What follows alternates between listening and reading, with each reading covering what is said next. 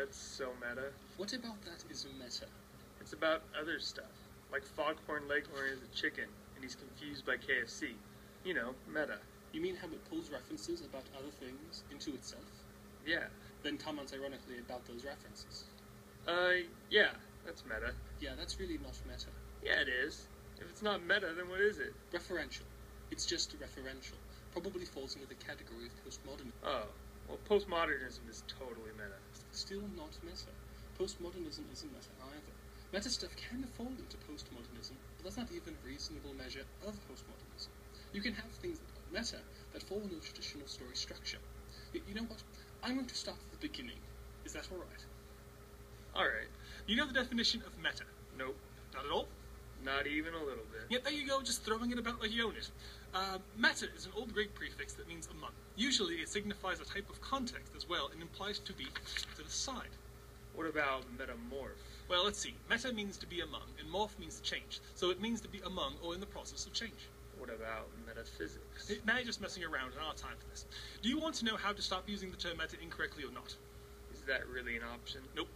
Okay. So meta means? It means among or with. Good enough. We'll start with what you're really confused about, meta-narrative. Meta-narrative means to be among the narrative, or to the side of the narrative. It also has some other hanging definitions that we'll get to.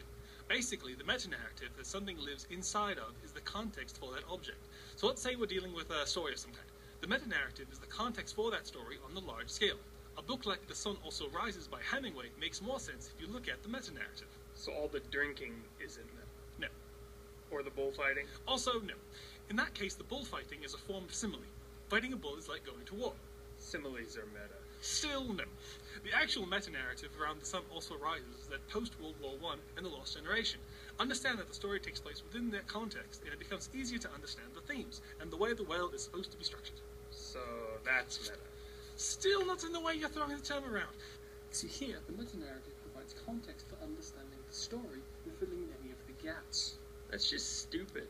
Everything that you need to understand about the story should be there in the story. There is an entire line of thinking that agrees with you there. Derrida said as much when he said that there is nothing outside the text. Yeah, and all stormtroopers know is killing in white uniforms. Where was I?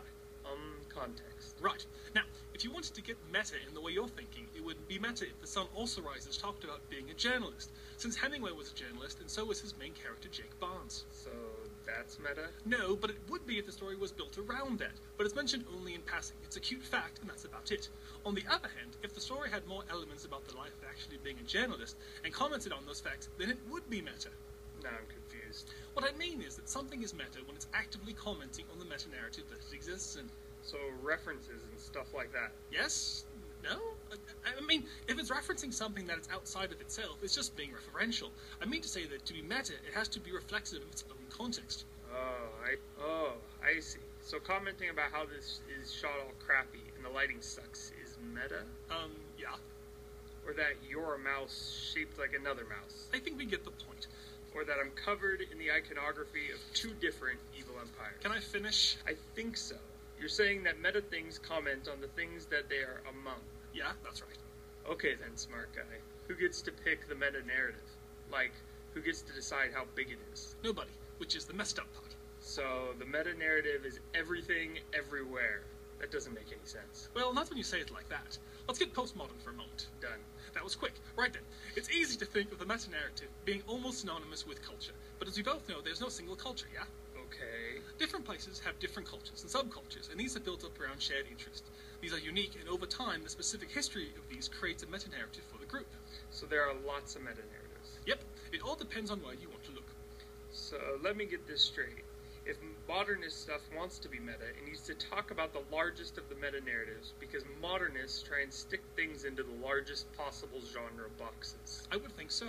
Postmodern meta stuff doesn't care so much if you catch the meta joke, since they know that somewhere a very specific subculture lost their collective minds when they saw a joke aimed directly at them. I get it. Early sitcoms in the 70s and 80s were about the most common cultures. Most perceived as common cultures. Yeah, the Modern Family, large boxes. So that was the dominant narrative. Later on, the culture became all like fragmented, so the sitcoms changed. Exactly. They started talking about very specific meta-narratives.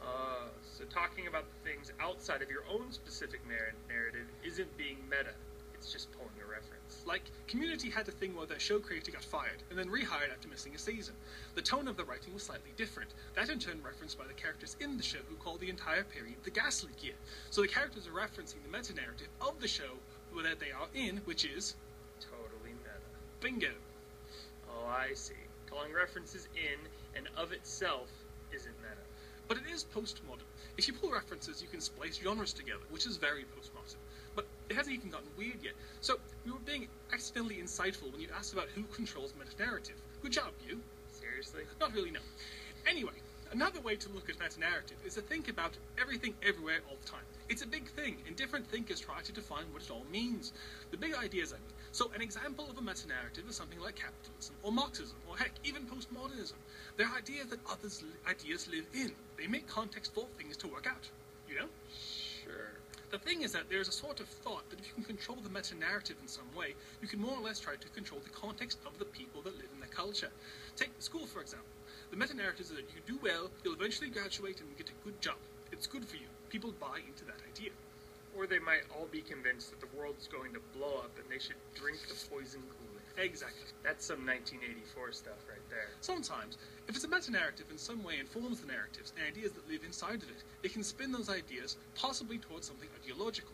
So controlling or being a part of a cultural meta-narrative becomes crucial to participating in that culture. That's why meta-humor is so subversive. It calls out the context in a way that makes you reevaluate stuff and consider the power structures that rule the media or the politics. Or the Empire. Sure. I think I understand now. Although this all sounds a little like a term paper. Dude, that is so meta.